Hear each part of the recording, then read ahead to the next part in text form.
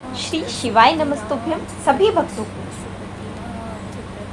आप सभी का स्वागत है हमारे YouTube चैनल कोपल शिव तत्व में। तो आज हम पशुपतिनाथ व्रत की नियम के बारे में बात करेंगे। व्रत का जो नियम है वो एक ही नियम है जो शिव पुराण के अंतर्गत है। सुबह पूजा की थाली लगाई है। 5 व्रतों का विधान है, छठे व्रत का विधान नहीं है। कितने व्रत हैं? 5। सुबह पूजा की थाली लगाई है। पूजा की थाली, अभिषेक का सामान सब लेकर आप मंदिर में जाइए। मंदिर में जाकर बाबा का अभिषेक पूजन करिए। जिस हिसाब से आप करते आए हो, पूजन की थाली में सामान उतना रखना जो शाम को भी आपके साथ चला जाए। अलग से नहीं रखना। अगर ज़रूरत पड़े अलग से शाम के समय दिए रखना, जल रख लो थोड़ा सा, और बाकी का जो मिठान आपने तैयार करा है बस वो, बाकी का चंदन, अबीर, गुलाल, ये सब पूजा की थाली का ही रखें। थोड़ा फल फूल भी रखना। सुबह पूजन करो, बाबा का निवेदन करो, घर आ जाओ, थाली को ढककर रख दीजिए। शाम को जब आओ कोई प्रसाद उतना ही बनाओ जितना भगवान के लिए बना रहे हो। ये नहीं कि खीर ज़्यादा बना ली तो आधी हम यहाँ ले जाएं और आधी को हम घर पर छोड़ दें। नहीं, उतना ही बनाओ जितना भगवान के लिए जाएगा, जिसमें से आप 3 हिस्से कर सको। एक पात्र में उसको भरकर ले जाओ, दोने ले जाओ, कटोरी ले जाओ, प्लेट ले जाओ, या जो तुम्हारी मर्जी पड़े कागज़ ले जाओ, जो तुम्हारा मन पड़े वो ले जाओ। वहाँ पर मंदिर में जाकर उस प्रसाद के 3 हिस्से कर दो। 6 दिए लेकर जाओ, बाबा के मंदिर में जाकर पूजन अर्चना करो। शाम को अभिषेक नहीं करना, केवल छींटा देना है। जो जल बचा हुआ है सुबह की थाली में, सुबह के लोटे में, उसमें से थोड़ा छींटा देकर, जल का थोड़ा सा छींटा देकर पूजन आदि कर जैसे पूजन सुबह करी वैसे ही भाव से पूजन शाम को करो। 5 दिए थाली में से नीचे रख दो, छठा दिया भी नीचे उतार दो थाली में से। 5 दिए लगाना। जब प्रसाद के 3 हिस्से पूरे कर दो, प्रसाद के 3 हिस्से रख दो नीचे, फिर दिए लगा दो 5। एक दिया उठाकर जिसको आपने जलाना नहीं है, उस बिना जले दिए को वापस अपनी थाली में रख दो। 5 दिए प्रज्वलित कर बाबा से निवेदन कर दो, बाबा आज मेरा पहला पशुपति व्रत है, इसको स्वीकार करना दिल से। बाबा इस कारण से, इस कार्य को लेकर मैंने ये व्रत किया है, इसको आप स्वीकार करो। बहुत सुना है बाबा पशुपति व्रत मैं कर रही हूँ, मैंने भी पूर्व में न जाने कितनी योनियां ली होंगी, कौन सा मैंने बेकार कर्म करा होगा जो आज मुझे दुख भोगना पड़ रहा है। इस दुख को आप ही मिटा सकते हो, क्योंकि आपका नाम पशुपति नाथ है। आपको इसको मिटाना है। विनय करो, बाबा से विनती करो। एक दिया, एक प्रसाद का हिस्सा थाली में वापस लेकर आ जाओ। बाबा को निवेदन कर बाकी का वहीं 2 हिस्से प्रसाद के वहीं छोड़ दो। एक दिया, एक प्रसाद का हिस्सा लेकर आ जाओ। एक दिया, एक प्रसाद का हिस्सा जो साथ लाए हो, घर के अंदर प्रवेश करते समय सीधे हाथ की ओर बैठकर, अपने घर की ओर मुख करके सीधे हाथ की ओर उस दिए को घर के बाहर प्रज्वलित कर दो। भगवान से विनती करो, भोलेनाथ आप मेरे घर में प्रवेश कर मेरा कार्य सिद्ध करें। बाबा को निवेदन करके अंदर आ जाइए। भोजन करने से पहले जो आपने मीठा वो प्रसाद बनाए हैं, एक हिस्सा जो आप प्रसाद का लेकर आए हो, सबसे पहले उसको खा लीजिए। उस हिस्से में से किसी को नहीं देना, चाहे घर में बच्चे हो चाहे बड़े हो। उस प्रसाद का हिस्सा केवल आपको ही अकेले खाना है। पहले प्रसाद खाइए, उसके बाद में फिर भोजन करें। एक समय फलहार कर सकते हो, दूसरे समय भोजन कर सकते हो। इसमें ज़रूरी नहीं है कि आपको मीठा ही खाना है, कुछ भी आप खा सकते हैं।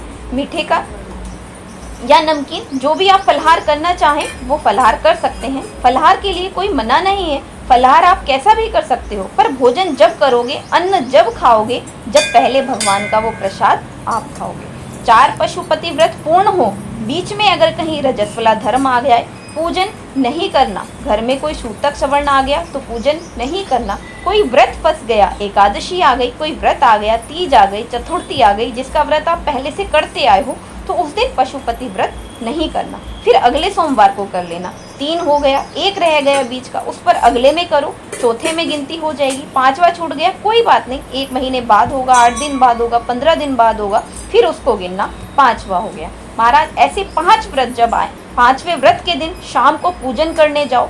एक श्रीफल, कुछ रुपए, 11 रुपए आदि जो भी आपसे बने पड़े, नारियल पर रखकर बाबा को विनय कर बाबा से बोलो, आज मेरा पशुपति व्रत पूर्ण हो रहा है, आपकी कृपा से मेरी झोली भरना बाबा, विनती करो और श्रीफल रुपया रखकर 5 दिए लगाकर एक दिया वापस लेकर एक हिस्सा प्रसाद का लेकर दहली पर आपने वहीं दिया लगाकर अंदर घर के प्रवेश कर कर भोजन करना है। बाबा को निवेदन कर लो। पशुपति व्रत का कोई उद्यापन नहीं है। पशुपति व्रत का एक ही उद्यापन है, जो श्रीफल और 11 रुपए आपने मंदिर में रखे हैं वो उद्यापन के भाव से रखे हैं, भगवान को नमन करके रखे हैं। ये पशुपति व्रत है। अब दुनिया के लोग इसको पशुपति व्रत को कहीं इतनी बत्ती लगा दो, इतने दिए लगाओ, ऐसा ना करें तो गलत है। उसका नियम जो है वो एक ही है, उस नियम के अलावा कोई नियम नहीं है। आप प्रेम से करो, स्नेह से करो, दिल से करो, विनय से करो, मन से करो। एक व्रत करने के बाद अगला जब व्रत करो तो थोड़ा रुक कर करना, यानी कि जब आपने 5 व्रत कर लिए और आपकी मनोकामना पूर्ण नहीं हुई तो आप दोबारा से करना चाहते हैं तो कुछ समय बाद करें। एक साथ लगे लगाए व्रत ना करिएगा, थोड़ा रुक कर करिए, इंतज़ार करो 3 महीने। बाबा मेरी कृपा ज़रूर करेगा, दिल से करा है वो दिल से ज़रूर देगा, झोली भरे देगा, ये निश्चित है। उसका व्रत फल देता है। जरूरी नहीं कि व्रत माताएं करेंगी, पुरुष कर सकते हैं, बच्चे कर सकते हैं, बूढ़े कर सकते हैं, बड़े कर सकते हैं, बेटा बेटी कोई भी कर सकते हैं। दिल से करो उसका पशुपति व्रत। कोई आपका दूसरा व्रत फंस गया तो पशुपति व्रत को छोड़ दो। उस दिन आपका जो व्रत है, एकादशी हो, चतुर्थी हो, तीज हो, छठ हो, उसको कर लो। नवरात्रे फंस गए, नवरात्रे कर लो, उसके बाद कर लेना पशुपति व्रत। जितने व्रत रहना है उस व्रत को बाद में कर लो। महाराज शिव कृपा व्रत एक ही मंदिर में करना। जिस मंदिर में पहला व्रत करा है उसी मंदिर में 5 व्रत करना। ये नहीं कि हम मायके में 2 व्रत करके आ गए और तीसरा व्रत हमने ससुराल में कर लिया। नहीं, 2 व्रत करके मायके से आ गई हो तो तीसरा व्रत भी मायके जाकर ही करना पड़ेगा।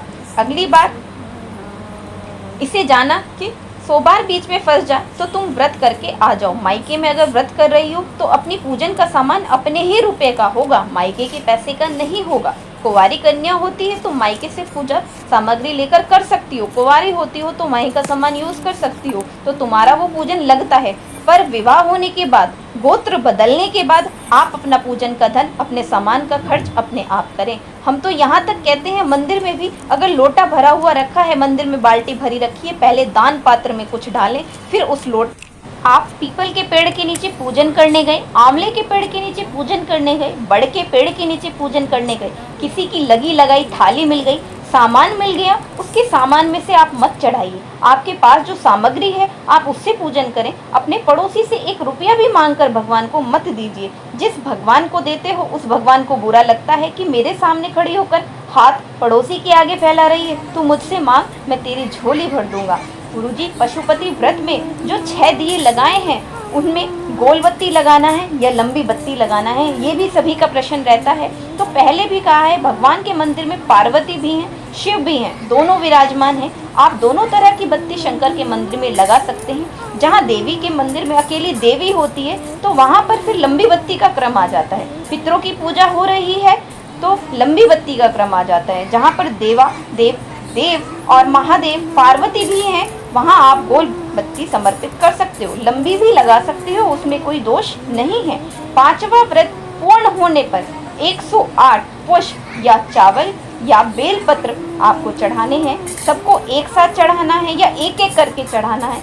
वैसे शास्त्र के अनुसार पशुपति व्रत में जो 5वां सोमवार पूर्ण होगा और आप 108 अगर कोई वस्तु चढ़ा रहे हो तो एक एक करके श्री शिवाय नमस्तुभ्यं का मंत्र का जाप करते रहिए और एक एक करके वो वस्तु आप चढ़ाते रहिए। एक साथ हाथ में लिया और एक साथ नहीं चढ़ाना, एक एक करके सब वस्तु को चढ़ाते रहिए और उसको समाप्त करिए। तो ये थी पशुपति व्रत पूजन की सामग्री और उसकी विधि। अगर आपको ये वीडियो अच्छी लगे तो प्लीज़ वीडियो को लाइक करिएगा, चैनल को सब्सक्राइब करिएगा और हमसे जुड़े रहने के लिए हमारे चैनल पर बने रहिएगा। धन्यवाद। श्री शिवाय नमस्तुभ्यं।